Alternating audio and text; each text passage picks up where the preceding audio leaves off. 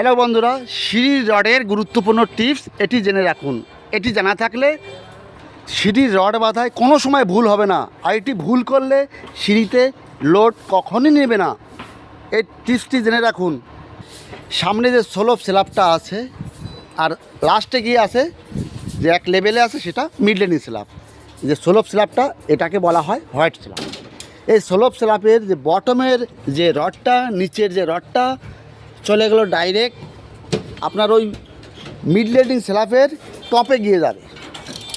Slope স্ল্যাবের বটমের rod, বটমের still সোজা চলে গেল দেখুন টপে, মিড লেনিংয়ের টপে।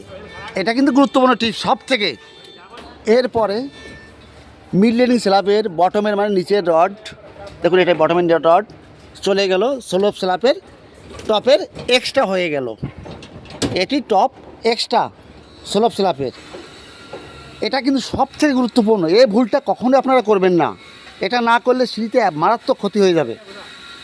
সিভিলের কন্টিনিউ নোটিফিকেশন পাওয়ার জন্য চ্যানেলটিকে সাবস্ক্রাইব করুন। ধন্যবাদ, ভালো থাকবেন বন্ধুরা, অল দ্য বেস্ট।